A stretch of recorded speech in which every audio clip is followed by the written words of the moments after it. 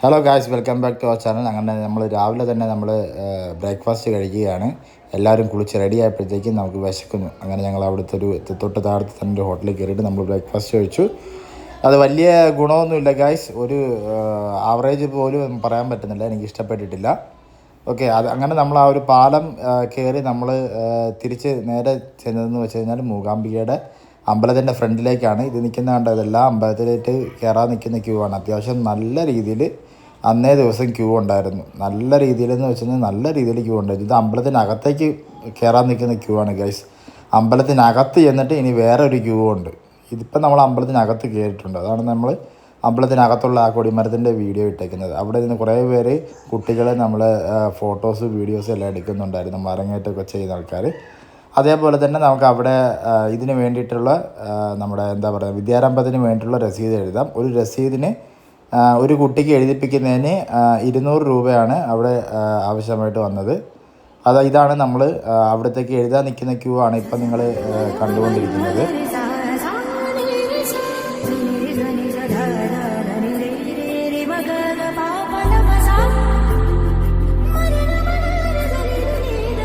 Guys, അങ്ങനെ ഞങ്ങൾ കണ്ണൂസിന് എഴുത്തിൻ്റെ എത്തിയാണ്. അവനെ എഴുത്തിൻ്റെ എത്തി. അതുപോലെ തന്നെ നമ്മുടെ ഫ്രണ്ട് എൻ്റെ ഫാമിലിയും വന്നിട്ടുണ്ടായിരുന്നു.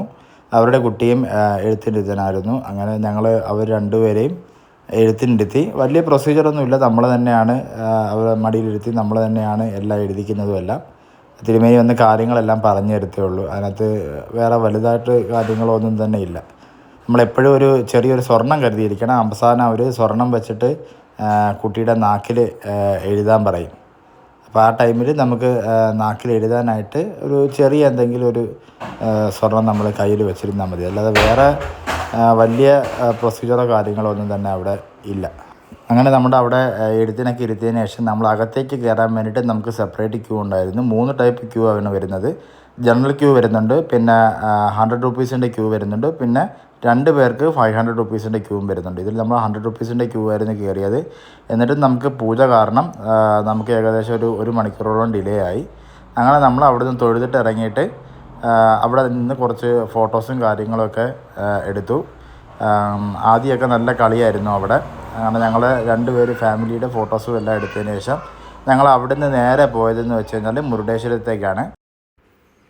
നമുക്ക് ഈസ്റ്ററിൻ്റെ അവധിയും കാര്യങ്ങളൊക്കെ വരുന്നത് കൊണ്ട് തന്നെ അത്യാവശ്യം നല്ല രീതിയിൽ അമ്പലത്തിൽ തിരക്കുണ്ടായിരുന്നു.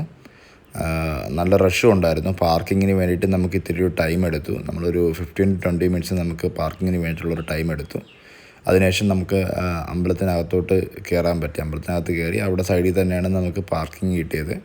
അവിടുന്ന് പാർക്കിംഗ് കിട്ടിയതിന് ശേഷം നമ്മൾ ഇതിൻ്റെ മുകളിലേക്ക് കയറി ചെന്നു. സ്റ്റെപ്പുണ്ട് നമുക്ക് കയറാനായിട്ട്. അതിൻ്റെ മുകളിൽ സ്റ്റെപ്പ് വഴി എല്ലാം കയറി നമുക്ക് അവിടെ അകത്തുള്ള കാഴ്ചകൾ കാണാം. അവിടെ ഈ ഒരു അമ്പലത്തിൻ്റെ ഒരു ഹിസ്റ്ററി നമുക്ക് അവിടെ കാണിച്ചു തരുന്നുണ്ട്. അതിനകത്തേക്ക് ഒരു ചെറിയൊരു മ്യൂസിയം പോലെ അതൊരു ഹിസ്റ്ററീസ് കാണിച്ചു തരുന്നുണ്ട്. അതിലേക്ക് വേണ്ടിയിട്ട് ടിക്കറ്റിന് ഒരാൾക്ക് 20 രൂപയാണ്. 15 വയസ്സിന് താഴെയുള്ള കുട്ടികൾക്ക് നമുക്ക് അവിടെ ടിക്കറ്റ് ചാർജ് വരുന്നില്ല. വളരെ മനോഹരമായ ഒരു അന്തരീക്ഷമാണ് അവിടെ നിന്ന് നമുക്ക് കാണാൻ പറ്റുന്നത്. ഇപ്പോൾ താഴോട്ട് നോക്കിക്കഴിഞ്ഞാൽ ആ അമ്പലത്തിന് വലിയ ഗോപുരവും അതുപോലെ തന്നെ നമുക്ക് അവിടുത്തെ നന്ദികേശനെയും പിന്നെ അതുപോലെ തന്നെ അവിടുത്തെ രഥം, കൃഷ്ണൻ്റെ തേര്, അങ്ങനെയുള്ള ഒരുപാട് കാര്യങ്ങൾ നമുക്ക് അവിടെ നടന്ന് കാണേണ്ടതുണ്ട്. അത്യാവശ്യം ഒരു 2 അവേഴ്സിന് മുകളിൽ നമ്മളവിടെ മുകളിൽ നമ്മൾ ടൈം സ്പെൻഡ് ചെയ്തിട്ടുണ്ടായിരുന്നു. നല്ല രീതിയിൽ അവിടുത്തെ കാഴ്ചകളൊക്കെ കണ്ടതിന് ശേഷം ഏകദേശം വൈകുന്നേരത്തോടു കൂടി നിയർ ബൈ 5 o'clock കൂടിയാണ് നമ്മൾ താഴേക്ക് വന്നത്. 5 to 5:30 ആയിട്ടുണ്ടാവും. ആ ഒരു ടൈമിലാണ് നമ്മൾ താഴേക്ക് വന്നത്. പക്ഷേ നമുക്ക് ആ ഒരു സമയത്ത് വരെ നമ്മൾ മുകളിൽ നിന്നുള്ള ഗുണമെന്ന് വെച്ചാൽ ഇതേപോലെ നമുക്ക് സൂര്യനെ കാണാൻ പറ്റും. നല്ല രീതിയിൽ നമുക്ക് സൂര്യനെ കാണാൻ പറ്റും ഈ ഒരു രീതിയിൽ. അത് കഴിഞ്ഞതിന് ശേഷം നമ്മൾ നേരെ താഴേക്ക് വന്നു. നമ്മൾ സ്റ്റെപ്പ് ഇറങ്ങി നമ്മൾ കയറിപ്പോയ കണക്കാണ് തൊട്ട് ഓപ്പോസിറ്റ് നമുക്ക് തിരിച്ച് ഇറങ്ങാനുള്ള സ്റ്റെപ്സ് ഉണ്ട്. അതേപോലെ നമ്മൾ ഇറങ്ങി താഴേക്ക് വന്നു. അവിടുന്ന് നമുക്ക് ഐസ്ക്രീമൊക്കെ എല്ലാവരും കഴിച്ചു. ഐസ്ക്രീമൊക്കെ എല്ലാവരും കഴിച്ചതിന് ശേഷം അതിൻ്റെ തൊട്ടടുത്ത് തന്നെ നമുക്ക് ബീച്ചുണ്ട്. നമുക്ക് ആ ബീച്ചിലേക്ക് പോവുകയാണ്. അതുകൊണ്ട് നമ്മൾ അവിടെ ഉള്ളൊരു കമ്പനിയാണ്, ഒരു കുൾഫി അത് ഇതൊക്കെ വിൽക്കുന്ന ഒരു കമ്പനിയായിരുന്നു. അവിടെ നമ്മൾ ഐസ്ക്രീം കഴിച്ചതിന് ശേഷം നമ്മൾ ബീച്ചിലേക്ക് വന്നു.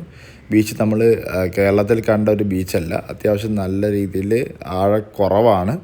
നമുക്ക് ഇവിടുന്ന് 186 കിലോമീറ്ററാണ് ഗോവയിലേക്കുള്ളത്. അപ്പോൾ അതുകൊണ്ട് തന്നെ ആ ഒരു രീതിയിൽ തന്നെയുള്ള കടലാണ് ഇവിടെ. അത്യാവശ്യം സെക്യൂരിറ്റീസും കാര്യങ്ങളും എല്ലാം ഉണ്ട്. അത് കഴിഞ്ഞിട്ട് നമുക്ക് അവിടെ നേരെ അവിടുത്തെ മാർക്കറ്റ്സിലേക്ക് കയറി അത്യാവശ്യം നല്ല രീതിയിൽ വില കുറച്ച് വാങ്ങിക്കാൻ പറ്റിയ സാധനങ്ങളാണ് ഇവിടെ ഉള്ളത്. നമുക്ക് കേരളത്തിൽ 200-250 രൂപയ്ക്ക് കിട്ടുന്ന സാധനങ്ങളൊക്കെ എങ്ങനെ പോയാലും 100-120 രൂപ അവിടെ ഉള്ളൂ.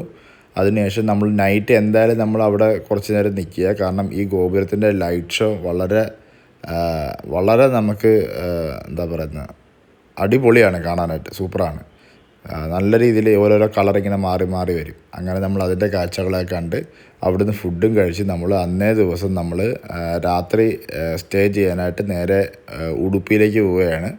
നമ്മൾ അവിടുന്ന് നേരെ ഉടുപ്പിയിൽ ഒരു നിയർ ബൈ അമ്പലത്തിന് അവിടുന്ന് ഒരു 4 കിലോമീറ്റർ മാറിയിട്ട് ഒരു റൂം ബുക്ക് ചെയ്തിട്ടുണ്ടായിരുന്നു. നമ്മൾ നൈറ്റ് നേരെ നമ്മൾ അങ്ങോട്ടേക്ക് പോയി അവിടത്തേക്കാണ് സ്റ്റേ ചെയ്തത്. ബാക്കി വിശേഷങ്ങൾ നമുക്ക് അടുത്ത പാർട്ടിൽ കാണാം. Okay, thank you, by.